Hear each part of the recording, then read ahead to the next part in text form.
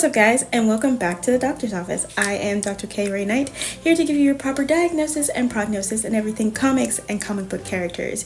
And today, you already know what it is. Comic book characters you may or may not know about. We are talking about Bloody Bess. Now, Bloody Bess is one of the many lovers of Nightcrawler. Not much is known about Bloody Bess's background, other than she's a pirate. Now, she is, as I said, a pirate. She joined the Crimson Pirates, who are a group of basically like psychotic mercenaries, and they were in league with someone called the Goth, and they actually ended up blackmailing the Russian Prime Minister at the time into releasing someone named Vogue, who was under X-Men custody in Russia. Now, the Crimson Pirates and the X-Men came into direct conflict, and they were in the middle of a fight. Bloody Bess had actually been taken out by Storm, and due to Cable ending up being possessed, the X-Men were captured and kidnapped. Now, the X-Men who had been captured under Gambit's leadership at that time were pretending that they had sided with the Crimson Pirates, and they were eventually taken to the slave market, which was run by Vogue, assisted by the Goth and the Crimson Pirates. Then going forward, they actually ended up in a confrontation against the X-Men members who were under Rogue's leadership at that time. And when all hell ended up breaking loose, Rogue was actually forced to kill the Goth, and the Crimson Pirates ended up managing to escape from where the Crimson Pirates ended up staying together for years, performing different mercenary jobs. I almost said missionary jobs. That is crazy as fuck.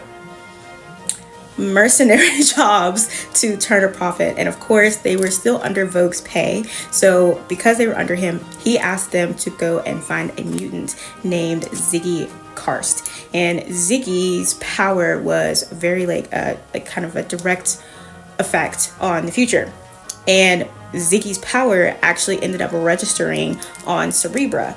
And so Nightcrawler and a mutant named Scorpion Boy were sent out to find out who it was registering so high on Cerebra. Scorpion Boy and Nightcrawler, as well as the Crimson Pirates, ended up going to Narwhal, which was this huge like weapons research facility where Ziggy worked, and they ended up getting into a fight. He actually ended up getting into a sword fight with Bloody Bess, and they in the middle of the sword fight, they started to get to know each other, which piqued her interest like when it came to him, because she kind of thought that he was cute.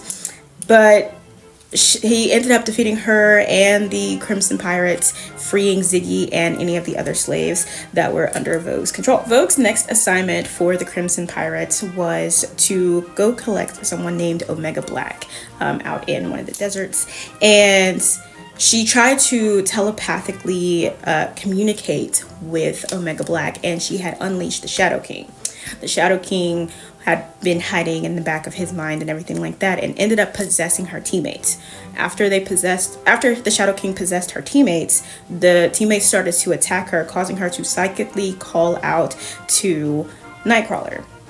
Which, to be honest, if that's the first person that you thought of, that is actually super fucking cute, because he's definitely on her mind, okay? If that was the very first person that she thought of. And not only that, but because of his power to teleport. So, you know, and I'm sure she saw that during their fight together. Anyway, so she psychically called out to Nightcrawler, and it forced him to teleport to her location. And of course, when he shows up, they meet each other with a kiss.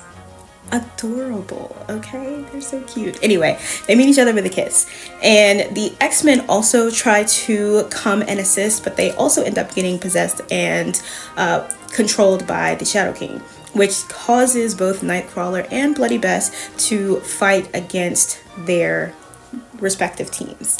And I know that shit hurt like hell and was absolutely crazy. However, Bloody Bess was able to free Psylocke from the control of the Shadow King, and both Bloody Bess and Psylocke were able to send Nightcrawler's astral projection form to fight the Shadow King. After Nightcrawler had destroyed the Shadow King, both the X-Men and the Crimson Pirates were free from his control.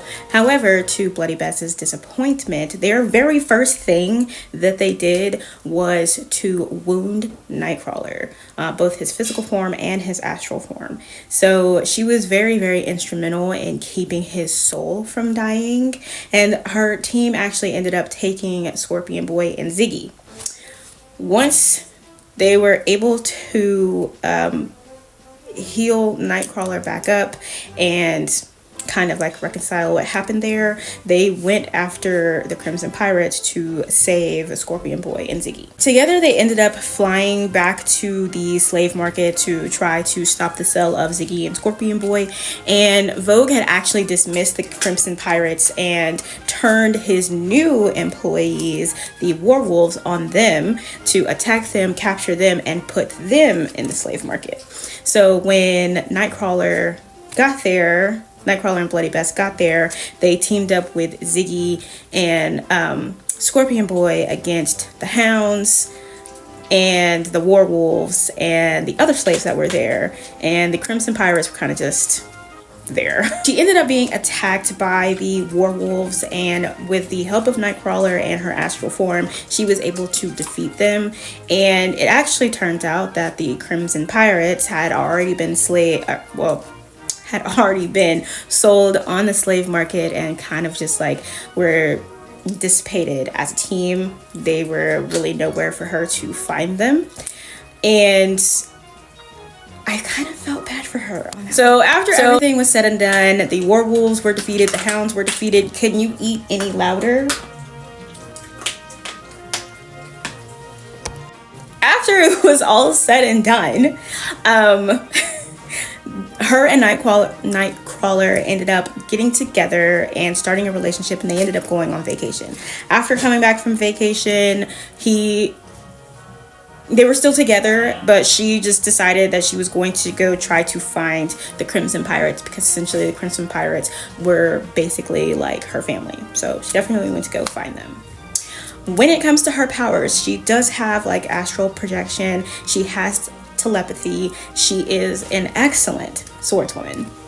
She also has superhuman strength and superhuman durability, as well as being proficient in hand-to-hand combat. And that is her on 616. There is another version of her that I am also going to do. It's short, and I actually am going to do kind of just like a review of both versions of her. This is Bloody Bess from Earth 811, and on this Earth, she is actually deceased.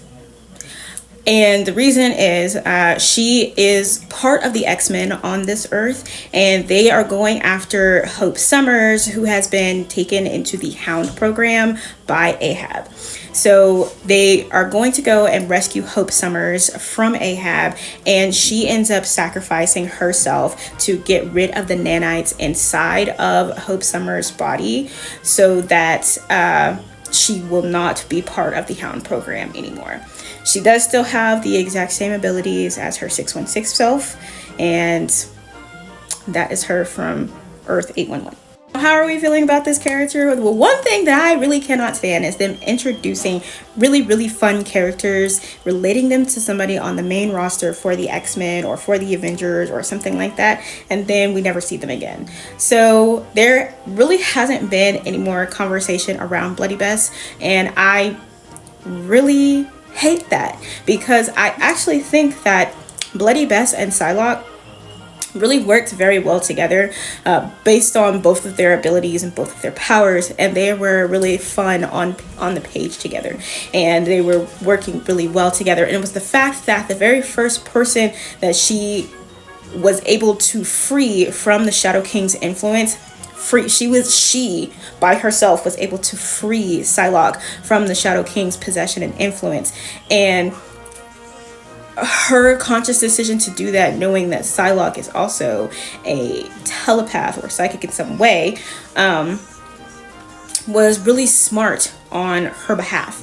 And so that definitely shows that she has like some kind of like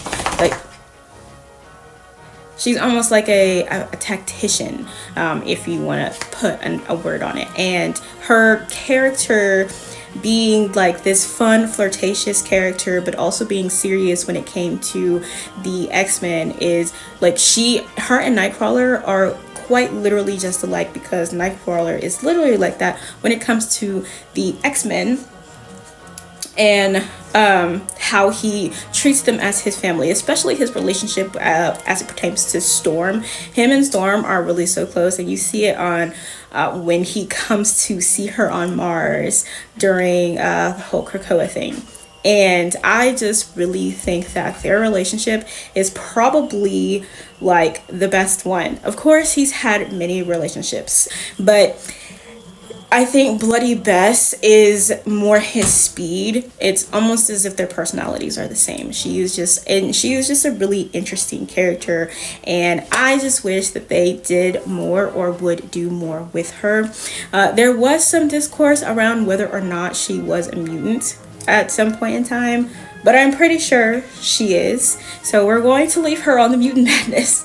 And honestly, I really hope that they do something kind of forward with her character. Bringing her back, I think, would be so much fun, because again, if you like, when you were looking at the panels, she is a really fun character, and I just wish that they wouldn't keep doing that. They keep presenting us with these really interesting characters, really fun characters, having them in for a series or two, and then they kind of just whisk away.